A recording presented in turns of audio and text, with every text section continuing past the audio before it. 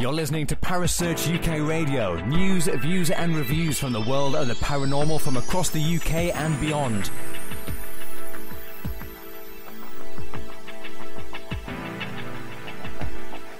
Find us on Facebook, Twitter and the World Wide Web. Parasearch UK Radio.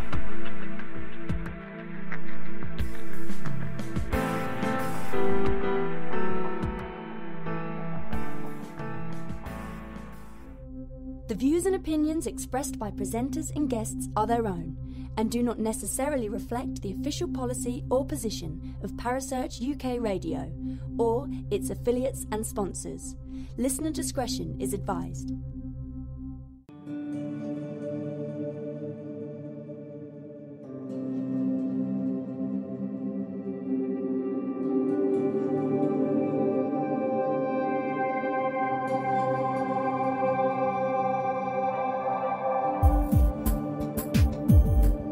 You're listening to The Spirit Dimension with your host, Kerry Greenaway, right here on Parasearch Radio.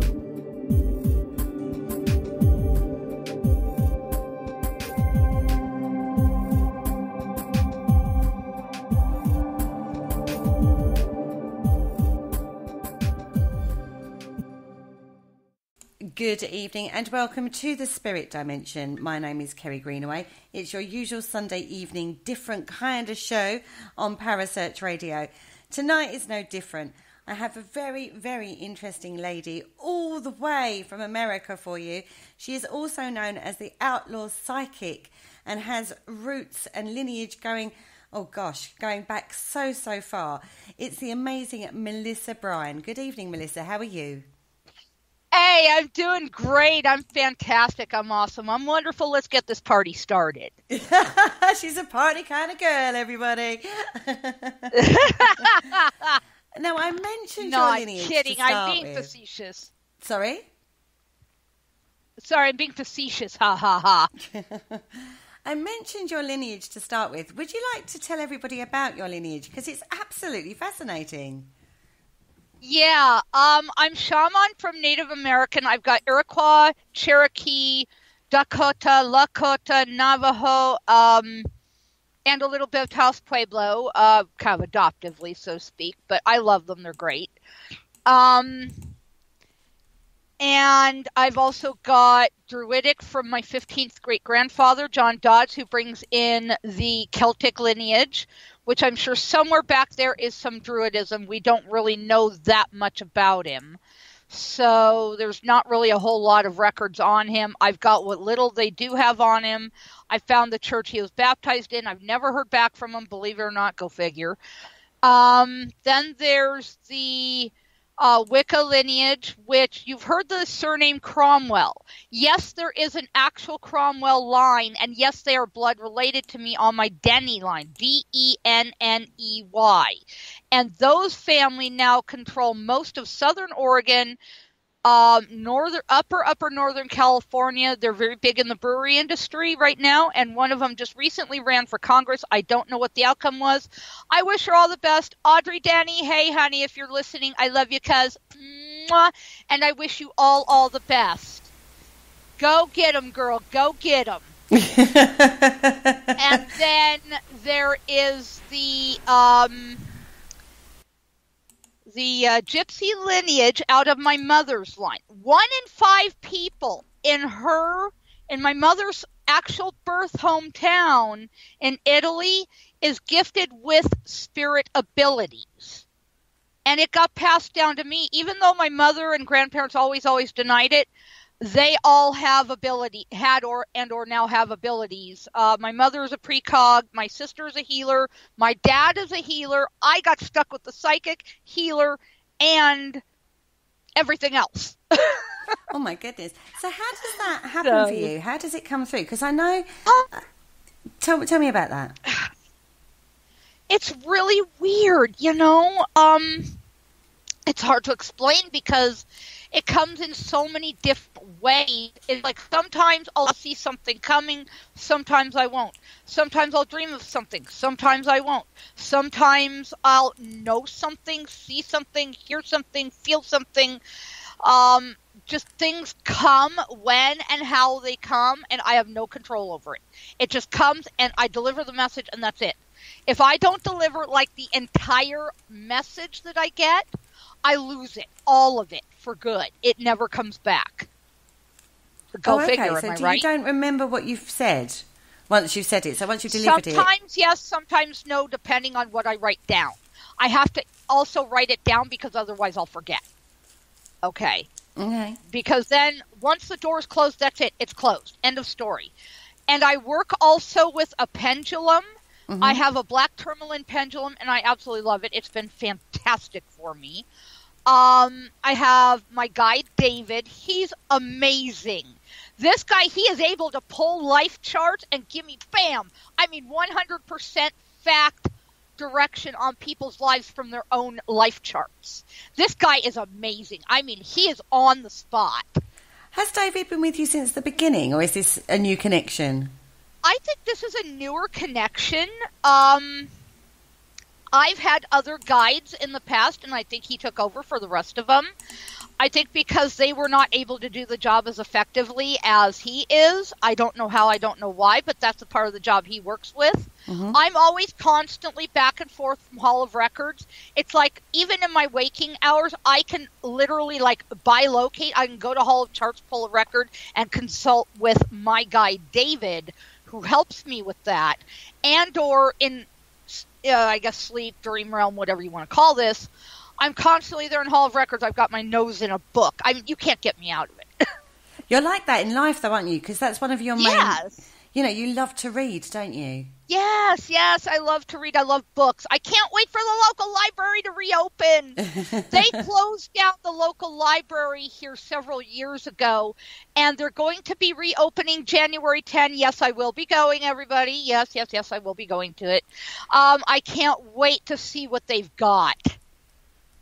I cannot wait to get a library card. I am so excited. I cannot wait. I'm like, yes, let me at those books. What was the last thing you read, Melissa? Oh, my God. I don't even remember, believe it or not, in books. I don't remember. I think it was, if I remember right, it was a book on my great-great-grandfather, Jesse Woodson James. You've heard of Jesse James, the outlaw. Yeah, that is my great-great-grandfather.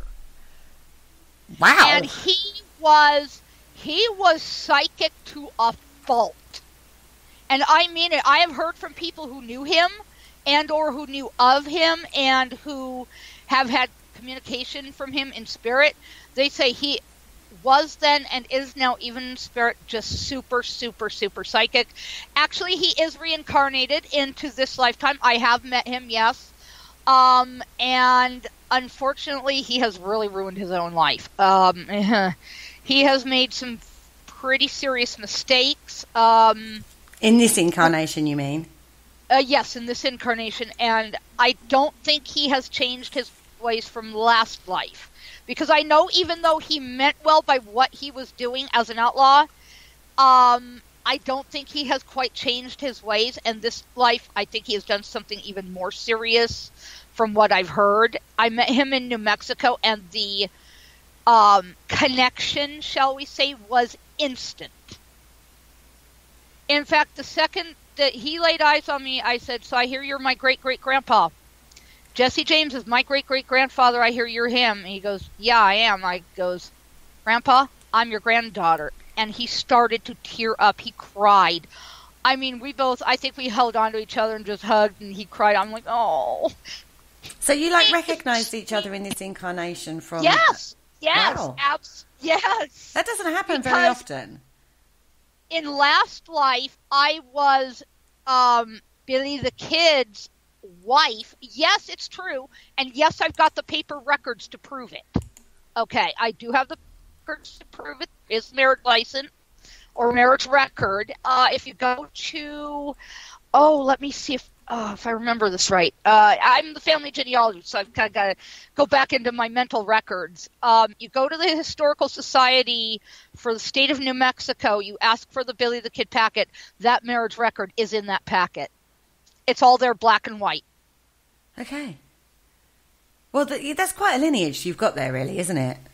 Yeah, I'm actually related to almost every outlaw known to the West, and that includes John Wesley Hardin, that includes the Earps, Doc Holliday, Clantons, McLaury's, oh my God, there's so many of them. I can't recall all the names, but the most significant ones, yeah. Blimey. How do you live up to that? It's just funny. You learn to live with it. Once you know the records, you connect the dots through the family history records. And I've also, back when I was young, I had dreams and nightmares and things, and I've actually visited these places. I was able to connect not just the dots through family history, but through, spirit history, shall we say, and all of us have all recognized each other, and we're very, very tight in this life. We're very close to each other. I actually met John Wesley Hardin. Yes, in this lifetime. Yes, he's retired, so y'all don't be bothering him. He's up in Taos, New Mexico. He's got a family. He's really cool. He's very, very sweet, nice guy. Real polite. He's total gentleman, even this life. But he's retired, so y'all don't be bothering him. He's all cool. He's all good. But me and the other outlaws, we're all very, very tight this lifetime. We all know and love each other very dearly, very deeply. And so I want to say hi to my family. Y'all, I love you. And you guys are awesome. Well, like I said, the lineage you have is absolutely astonishing. So it's hardly surprising you're working in the way you work these days. Now, you started with your psychic mediumship when you was very young, didn't you? Yes, 3 years old, I saw my first spirit, and it went after my then infant sister, who now has a boy of her own, my little Thomas, my little chubby boy. Oh, he's so cute, oh my God. Oh, yes, I'm in love. Oh my God. Yes, I brag, sorry, I'm an auntie, I can't help it. But he's my heart and soul. I absolutely love him. Even though I've never gotten a chance to meet him, I absolutely love him. I adore him. Oh my God, he's my world. And okay, so he's the greatest. And so basically, it's one of those things where all these outlaws, believe it or not, they all had their psychic abilities. Grandfather Jesse, he was a clairvoyant. Oh yeah, no, he was a clairvoyant. And all of his generations are all clairvoyant and Clare damn near everything. So that's where I get that from, guys. And so then in your family, was you encouraged? You was ever so young. You were 3 years of age. Was you encouraged to embrace your gift? No. We were not. No. But anyway. At 3, I saw my first spirit. It tried to go after my then infant sister. I said, no, out of my house. Get gone. You're not welcome here. Go. Goodbye. Leave. And, did it leave? It never came back. Thank goodness. Thank goodness. Yeah. And so from there, was it so as you went through your childhood, you was obviously seeing and feeling and hearing spirit? Feeling, hearing, sensing, seeing, knowing. I could read people right off the bat. My grandmother on my mother's side could also do it. I believe I got part of it from her on that end, even though I know she denied it. God love her. She was very, very psychic. Whether she wanted to admit it or not, she was. She's passed on now, her and my grandfather, but they encouraged my... shall we say, my abilities. And they saw this one time. There was a guy who came to the door. He was selling, I don't know, some sort of a cleaning product. I remember this kind of in my mind's eye. And they asked me, is this guy good or bad? I said, no, he's cool. He's just trying to support his family. My grandfather bought his entire product. The entire thing that he had of his product, my grandfather bought it all. And my grandmother said, come in, we got plenty of food available, blah, blah, blah. And he goes, oh, no, I couldn't. I go, no, come on in. My grandma says you're cool. She knows you're cool. So, yeah, she fed him and sent him on his way. So that was all cool. My grandmother was notorious for that. God love the woman. I'm the same way now. Someone in need comes to my door. I'm like, come on in. We've got plenty. I make them a food plate and send them on their way. So when you hit your teenage years, a lot of mediums have said that they shut down throughout that time. Spirit shut them down just so they can learn and progress and grow within themselves. Did that happen for you? I kind of partially did. I actually, believe it or not, remained open. They tried to drug it out of me, literally by putting me on psych meds and stuff. It was really screwing with my head, but I never shut down, and I shot down their attempts to drug me out of it. When they tried, and I did try the drugs, believe it or not, it made me foggy and hazy and dizzy, and I couldn't think straight. I mean, it was kind of like almost a zombie, if you will. So I just went cold turkey and said, no, I'm not doing this anymore. And so, what age was that? Oh, right around 13, 14 years old, when things really got crazy. Some would say that's a little precocious. Yes and no. I don't want to say precocious. But Chris, do you mind? I'm on the air. Sorry about that. But anyway, yeah, it was kind of like, I wouldn't say precocious. I would say more like trying to figure myself out. And I couldn't explain what was going on to anybody else because nobody would have believed me. They'd have thrown me in a psychiatric ward. Mm. I bet you was a hit with your friends, though, when you were doing readings and stuff. It's an age that people show a huge interest. No. My friends never knew anything about it. I never told anybody. So you kept it very well hidden? Oh, we had to. Sorry, I missed that. I had to keep it. In order to survive, I had to keep it hidden. Gosh. I would have gotten a horrible, horrible beatdown because I was already getting beaten up at school enough. Couldn't tell anybody. I could not tell anybody. Yeah, it's a very, very difficult age, isn't it? Yeah, and that's, I think that's part of why I wrote my book like I did, is because I didn't have anybody. Anybody. Not my parents, not my grandparents, nobody. To tell what I knew. I didn't have anybody. I can't imagine going through it again. I want people to read my book and understand that I went through it. Mm. And it's okay to go through it. If they want to talk to me, talk to me. I know this stuff. Mm-hmm. Now, your book is Born into Shamanism, isn't it? That's what you've named it. Yes, ma'am. Yes. And you outline your experiences over the 42 years of embracing this way of life. And in this, it's an incredible 180 experiences that you've outlined in your book. 185. Oh, 185. At current count. Maybe more. I'm not real sure at this point. Could you tell us one of the experiences you have that we could read about? Oh, God, yes. I was in Tombstone, Arizona, and this is one of my absolute favorites. Okay, this introduced me to my Herb, Holiday, Clanton, McLaury lineage, okay, because I'm a cousin of theirs. Mm-hmm. And I went on this round trip, I guess, if you will, through the Southwest, Arizona, New Mexico, Colorado, Utah, and we went to Tombstone, and, sure, we thought, okay, just a cool, family vacation. Ain't nothing gonna happen, no big deal, I was kind of almost in denial that anything would really happen. Not so fast. Spirit had other ideas. Okay. Now, we in the paranormal world and in the Wiccan world, we know Tombstone, Arizona.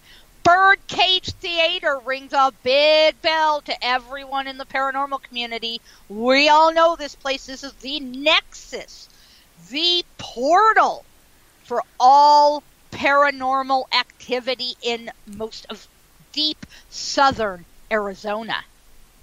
Okay. Mm-hmm. They close that door behind you. You're in this old theater room that is, at this point anyway, or maybe at that point I should say, like a storage room, if you will, for all these old things. Okay. and you've got all this place memory, all this residual memory, all these spirits coming and going and going and coming, and there's a big, huge bar to my left with all the tables and chairs over to my right. Everything's got covers on them, you know. Nothing is, you know, shall we say, uncovered, being used, et cetera, et cetera. Okay, no. Right. Now, I put my hand on the bar. I close my eyes, take a big, deep breath.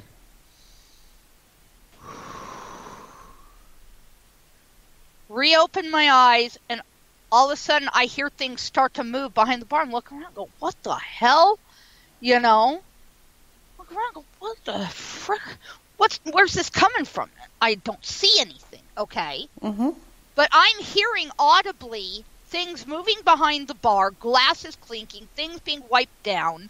And as I've recently come to realize, Curly Bill Brocious, yes, another of the cousins, on the Clanton McClary, side of the family, okay, Mm-hmm.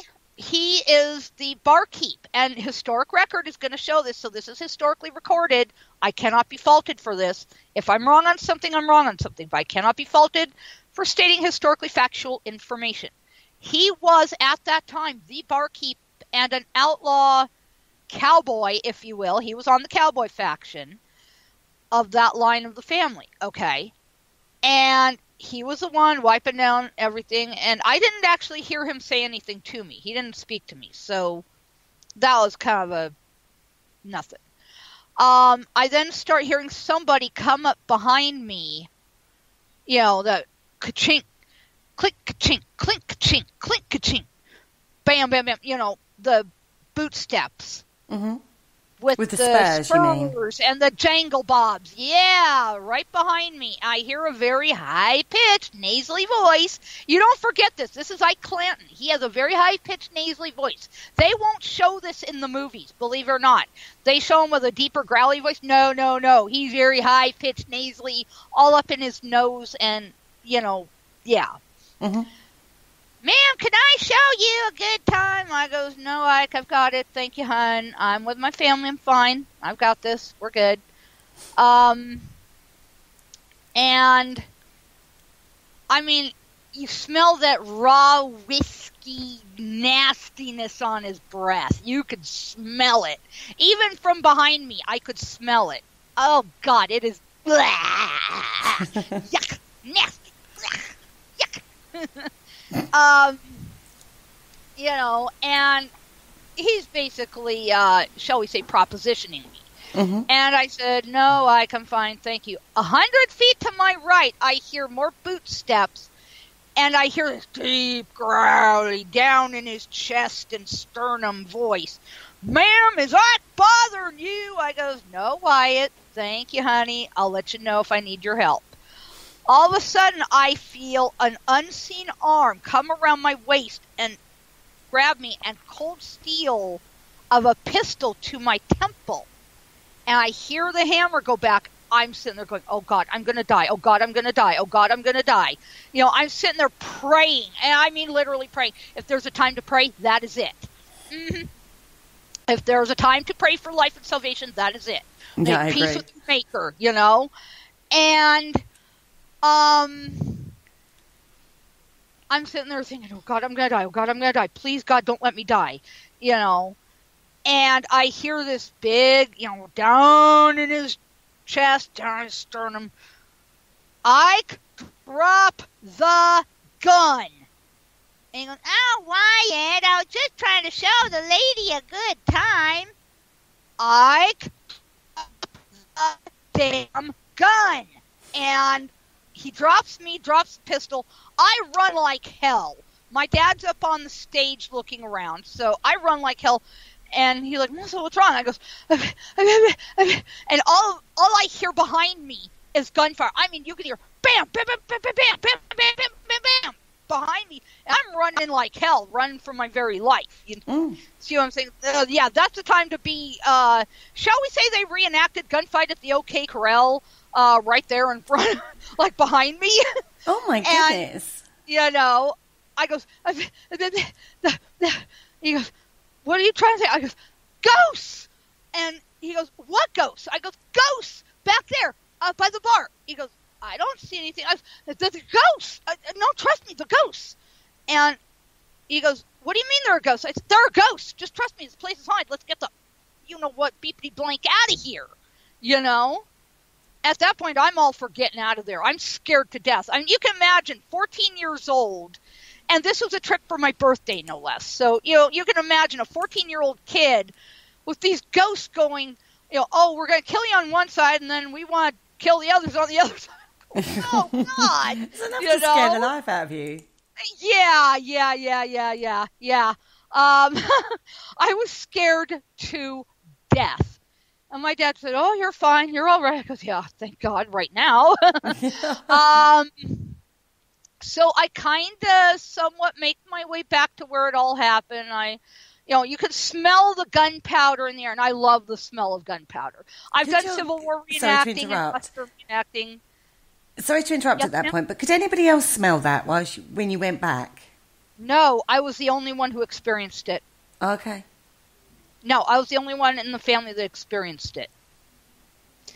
I didn't even get a chance to look around at the basement area. I still haven't. And yes, I do want to go back, believe it or not. I do want to go back to re-explore the birdcage. And yes, by the way, I also want to give a shout-out to Zach Bagans and the Ghost Adventures team. Hi, guys. I love you. Thank you for validating my experience there at Tombstone yet again. You guys experienced some of the same stuff I did, so I'm going to say thank you straight up to them. They validated me. I know. My cousin who lives with us wants to investigate it, too. Oh, I know. Yeah, I want to validate that one on paper, on top of it. It's very interesting I'm sure it will. It is interesting when another team go in and have the same experiences that you have had, isn't it? Yes, ma'am. Okay, Chris. Okay, thank you. Anyway, yes, I know, honey. I know. Thank you. But anyway, it goes back to where I kind of experienced it. I smell that gunpowder, and I love the smell of gunpowder. I really do. Because I used to do Civil War reenactments. I used to do Western reenactments, so it's all good. I love it. And I hear that same growly deep down in his chest, growly, in his sternum. Ma'am, when you come to Tombstone, is it okay if me and my men escort you through town, protect you from Mike and his men? It's like, yeah, why? By all means, every time, yeah, you know it.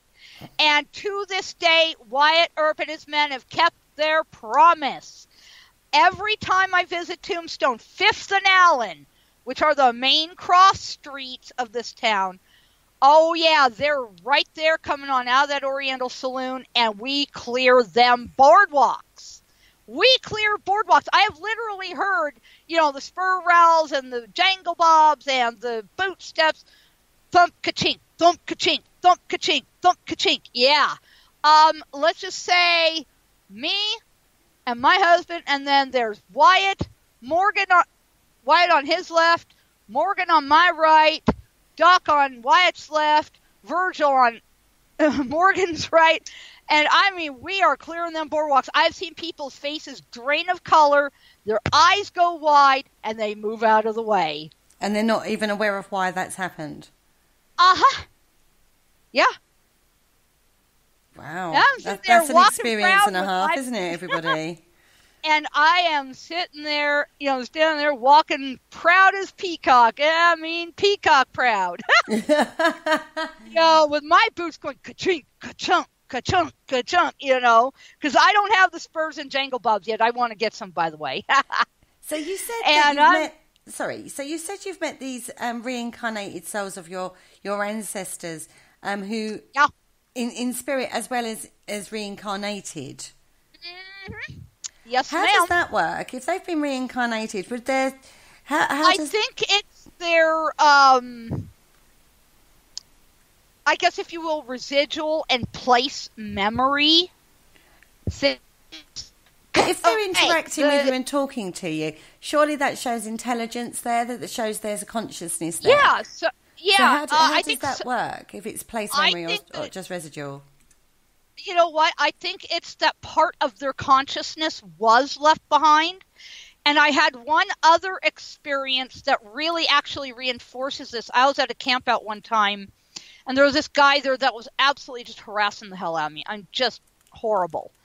And so I said, look, why don't we just sit down and talk? We can work this out. This is not a big deal. We can come away, with some understanding. And so he pushes by me and goes, next time you're dead. I goes, no, next time you're dead. I ain't playing you. You ain't going to get away with what you're doing to me. And this guy literally starts drawing his gun out of his holster. I was armed at the time. He was drunk armed. I was sober armed. So there's a very big difference, folks. Do not get me wrong. Do not play with guns when you're drunk. Okay, I'm going to caution you right now. Do not play with guns when you're drunk. No good, no bueno, guys. Don't do it, okay? Word of caution, lock your guns up, away from kids. Make sure that they know safety and responsibility, okay? Never, ever face down an armed drunk. Don't do what I did. It was dangerous for me to do it, and I admit, I should have gone to the authorities, yes, but there wasn't time in this scenario, okay? I did what I had to do to protect myself. This is self-defense only, okay?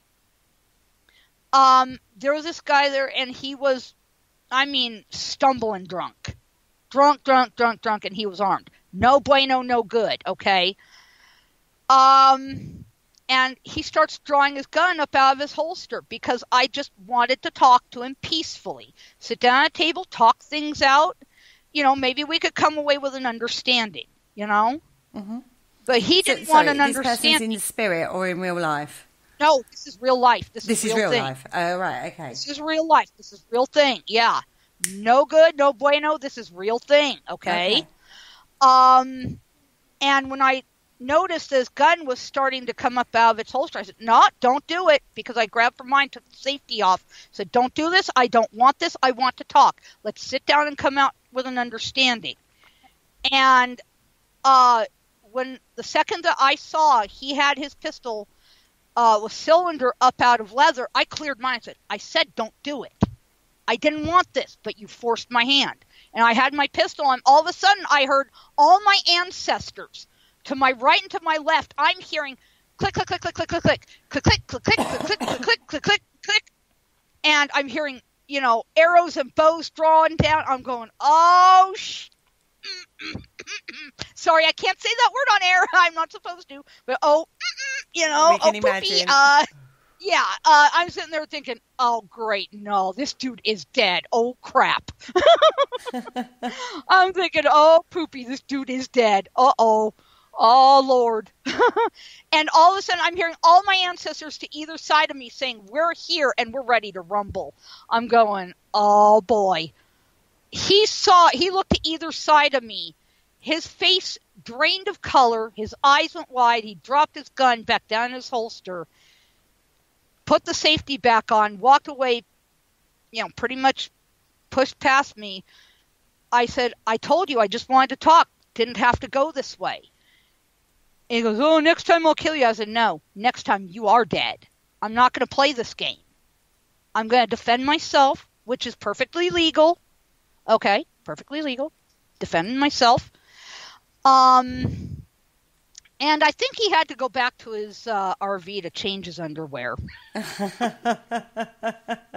well, if you're going to have somebody on your side, then the ancestors you've got are kind of the ones you want, right? Yeah. All of them, whether it was cowboy or Native American or outlaws or, God, regulators or whoever you want to call, they came to my aid, and all of them. There was even Bill Hickok and Calamity Jane. I'm going, oh, poopy. Yeah, I know this dude. Sorry, dude.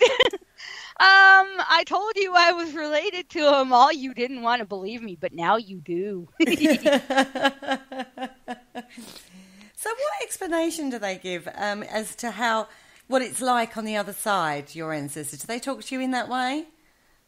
Yeah, actually, they really do, and they have. I've had at least 2 near-death experiences, out-of-body experiences, whatever you want to call this.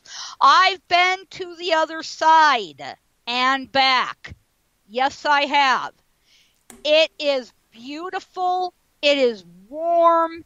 It is colorful. It is clean. There's no pollution. There's no hate.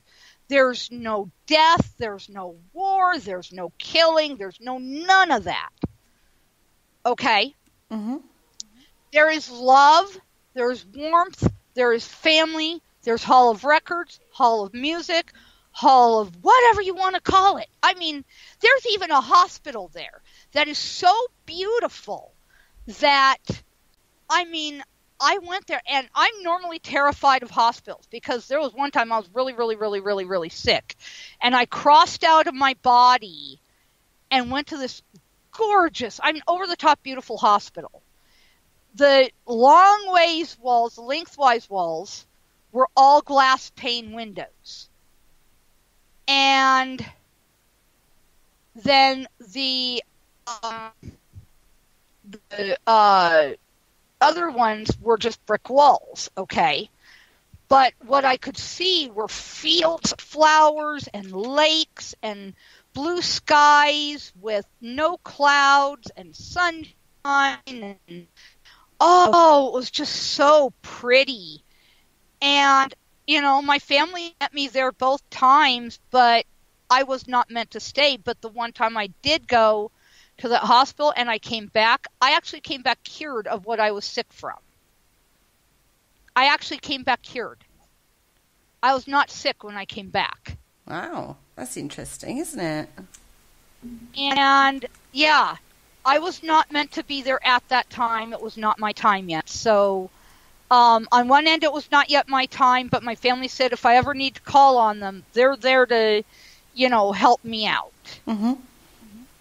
Fantastic. So let's go back to some of the work that you do. You said you have a pendulum, a black tourmaline pendulum. How do you use that? I use it for usually detecting spirit energies and also answering yes or no questions. Okay? Mm-hmm. And I'm also able to help locate missing persons with that pendulum. Mm-hmm. I am able to do that. I've done it several times and quite successfully. I now have as many as 10 both cold criminal and missing persons cases under my belt. I've got about 11 more cases upcoming currently. Law enforcement really has not been that receptive to my work, unfortunately. But I aim to try to help anyway. What? You want to say hi? You want to say hi? Oh, my pup Billy says hi. Say hi, Billy. Oh, sorry? He's giving me kisses. A pot belly, did you say? Oh, my dog, Billy. He's giving me kisses. No, my dog. Oh, I'm so dog, sorry. Billy. I'm sorry, I thought you said something completely different there. No, your dog wants to say hi. He says hi, and he's wanting to say hi on air.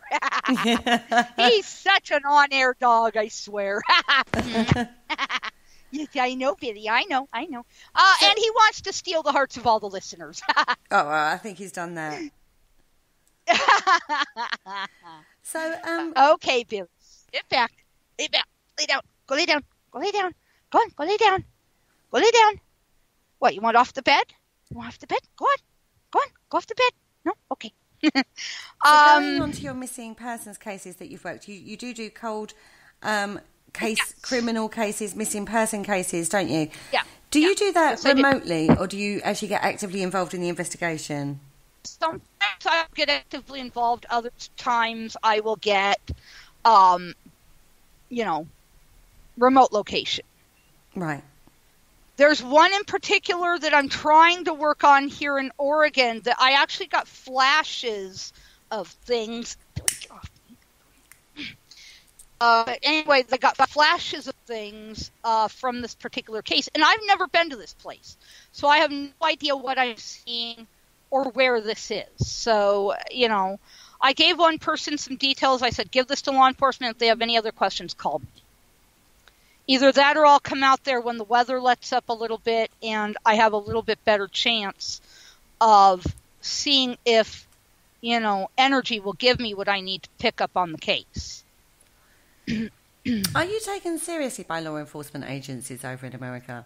Not currently. I've tried to, but most of them just sort of turn their noses up at me. I don't know why this is, so...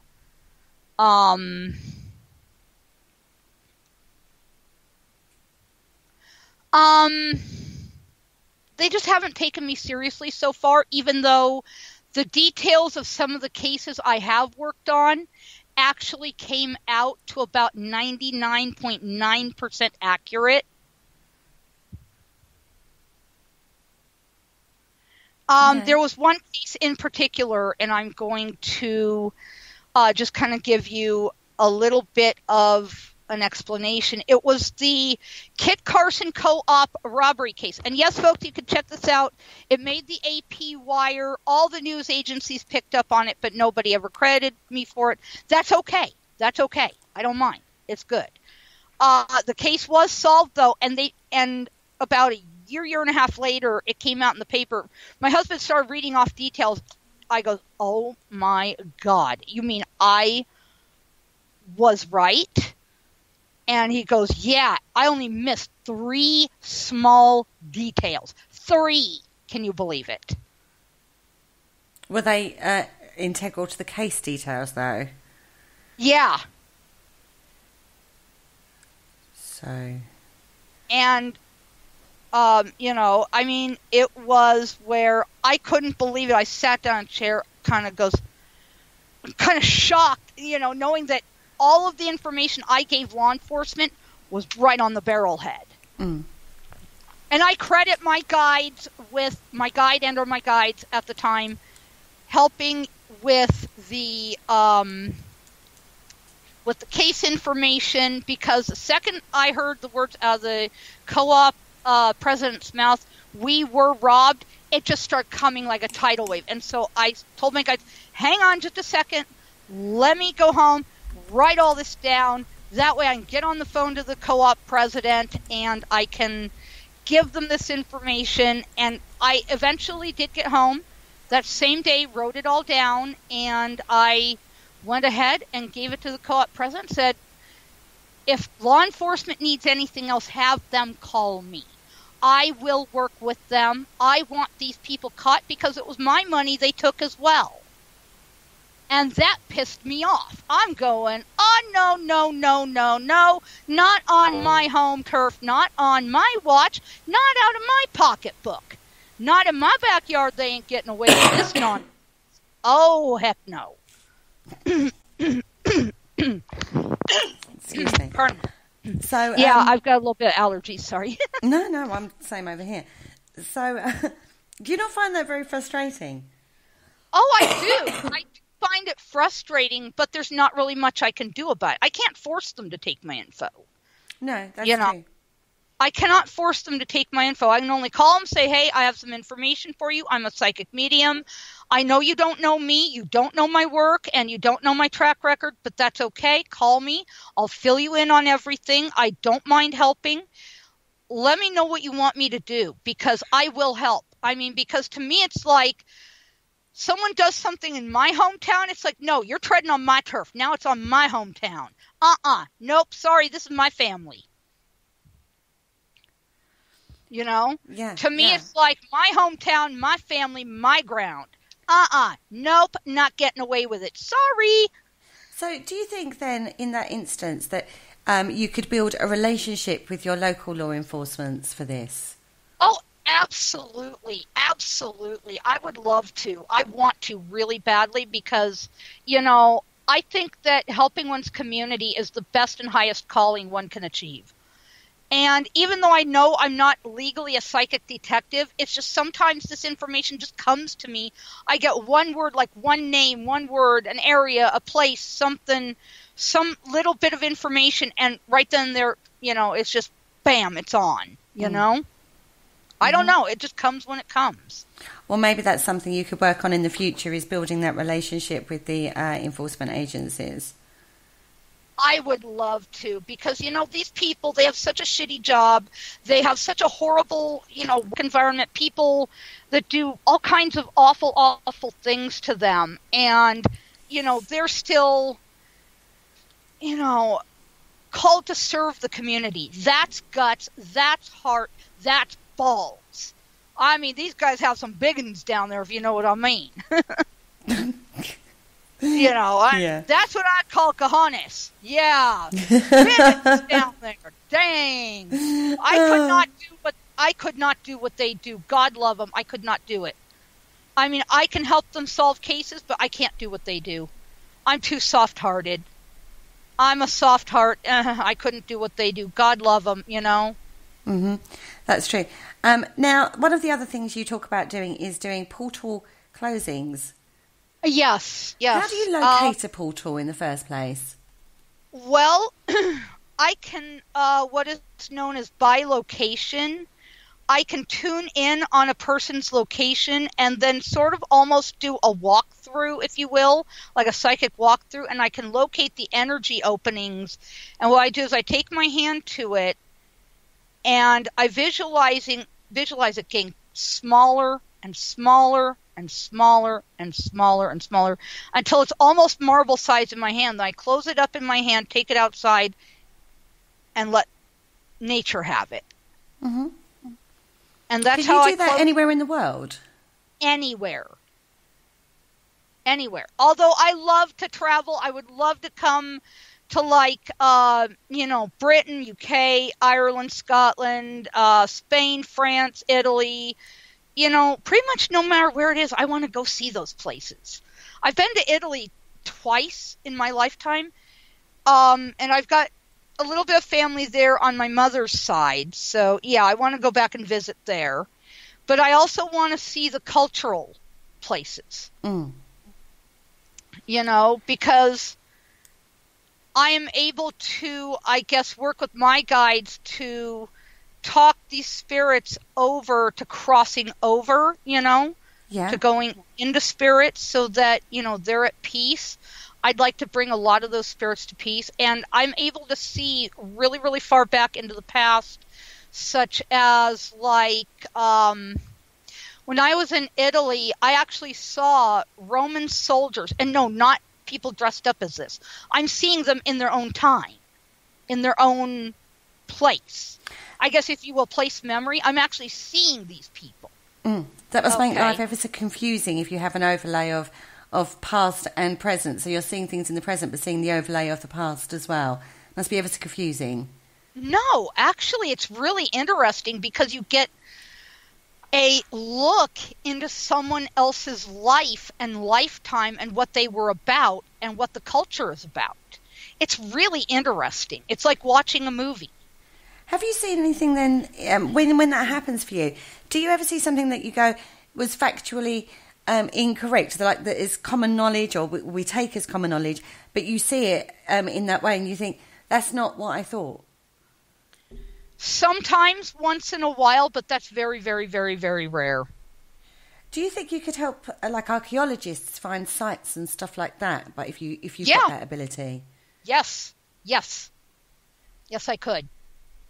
I believe I could, because energy from these places draws me to it, not it to me, but me to it.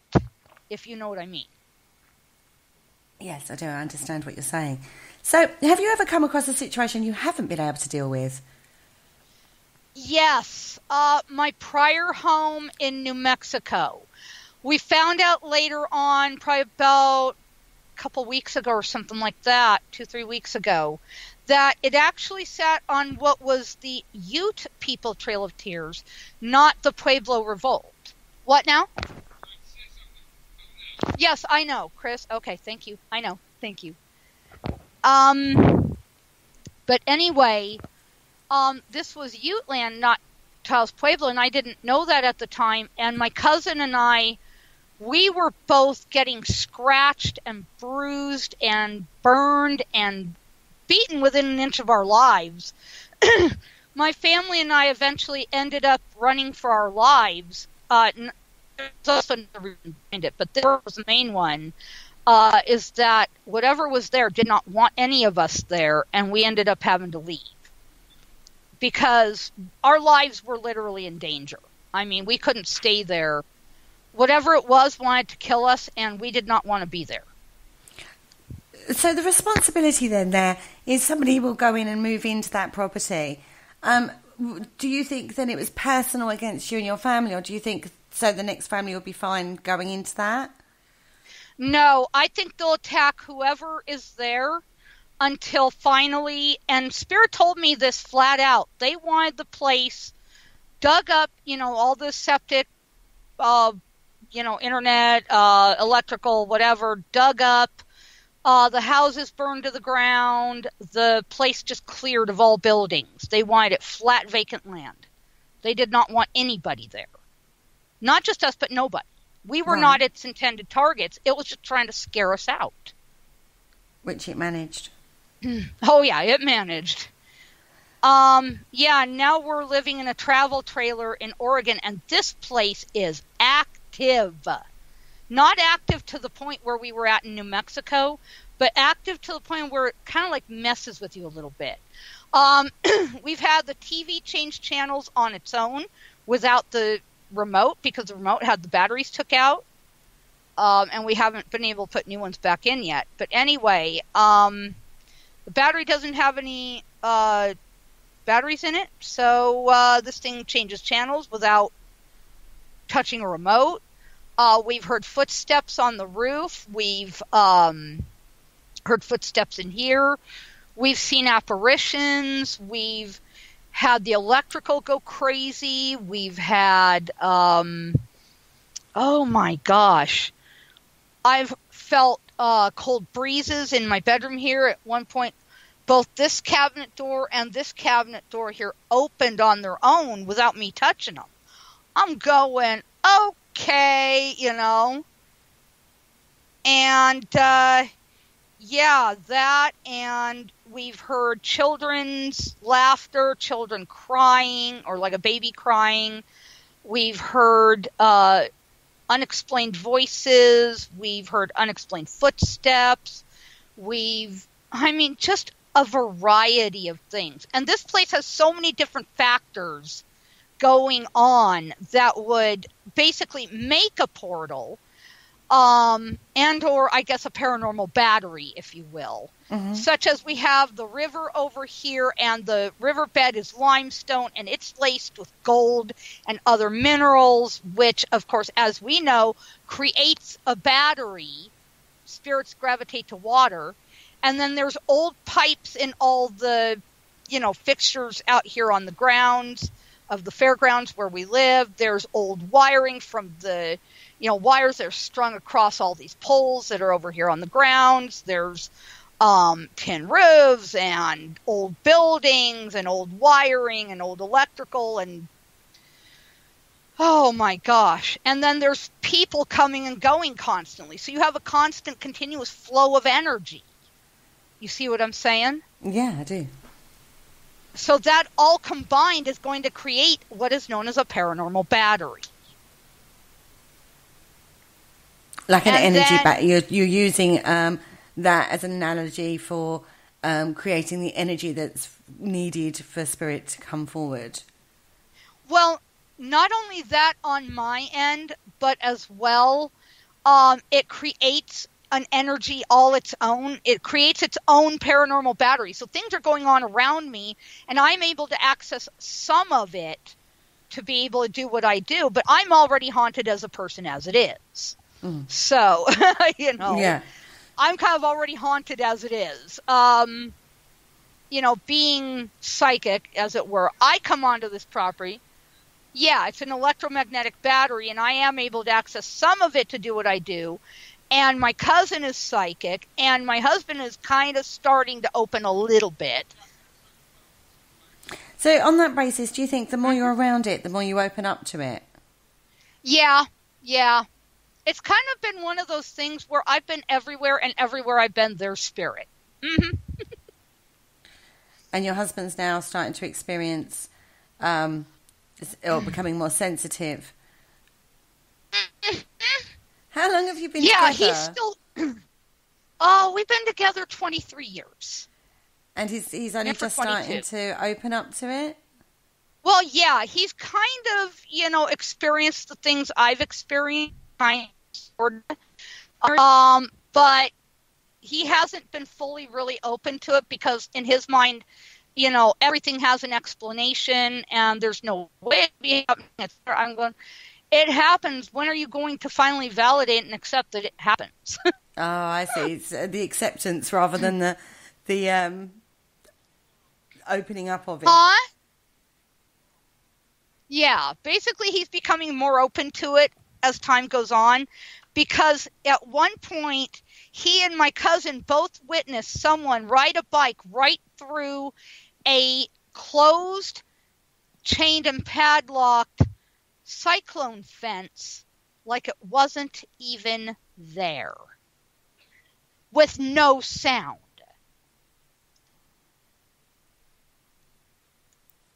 Yeah, explain that one, if you will. Mm-hmm.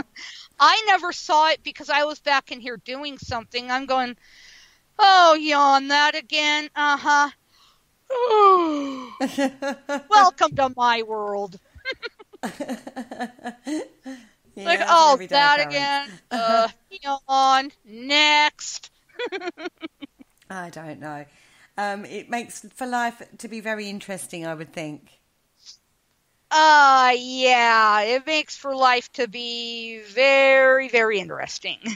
So you finished your book, Born into Shamanism, which you can buy on Amazon, correct? Mm-hmm. Amazon Kindle, yeah. Or through your website. It's there right now. Yes, through my website too. So I'm going to just share the link into the chat room if you're interested in connecting with Melissa. And what's next for you, Melissa? Well, I'm trying to write a cookbook called My Mountain Home, Recipes from Generations. And a lot of my family and friends have contributed to this. And people I've known for, forever. Some of my family, and some of them are just my recipes, and others are from, some of my outlaws that, who love to cook, love to eat. One of them is great-great-grandpa Jesse's buttermilk pie. That's one that's been in the family for, God, I don't know, I want to say 5, maybe 6 generations, maybe longer. Mm-hmm. And so this is like a collaboration from Spirit World and the modern day recipes that have been passed down but are also being told to you by Spirit? Yes, some of them, yeah. One of them is my Aunt Catherine Antrim, Bonnie Antrim. It's her chocolate cake recipe, and I kind of adapted it to my own use, and everybody loves it. Get off my laptop. Sorry, my cat. Even this cat wants to be an on-air kitty, don't ya? You want to be an on-air kit? You want to be an on-air kitty? He goes, yeah, duh. Yeah, he's yawning at me going, yeah, you think? Right, I didn't come over here for no reason. Right. Okay, so I've shared the link into your chat room. Into the chat room, sorry. If you'd like to read more about Melissa's experiences, about her 42 years of working in this way, you can read her book, Born into Shamanism. It wasn't a necessarily easy journey for Melissa to write this book. She came unstuck a few times, but persevered and got to the end of it, didn't you? That was quite a trial, wasn't it? Yeah, actually, Amazon and Kindle were fighting me over my information. They didn't want me to publish it because they said, oh, you stole information from so-and-so and so-and-so. I said, no, I did not. I said, I gave contribution to them, to other people whose information actually corroborated and backed mine up. I gave them attribution and thanked them for their contribution to the information they posted. Okay. But you got there, you overcame, and it is out now, available to purchase. So like I said, it's called Born into Shamanism.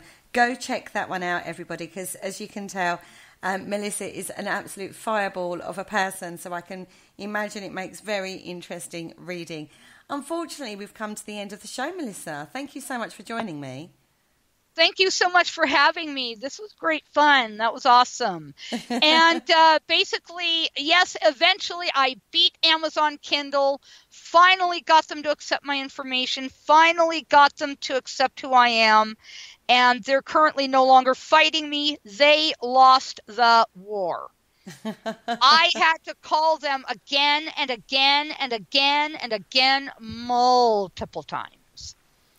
But like I say, you overcame it. It is now available for people to purchase and read, and a fascinating read it sounds, most definitely.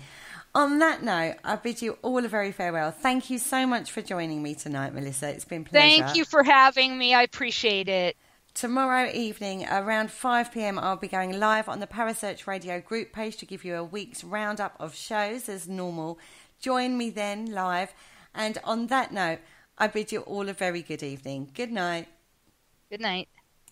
Thank you for listening. Don't forget to join us for more shows throughout the week. Find us on Facebook, Twitter, and the World Wide Web to keep up to date with all the shows right here on Parasearch Radio.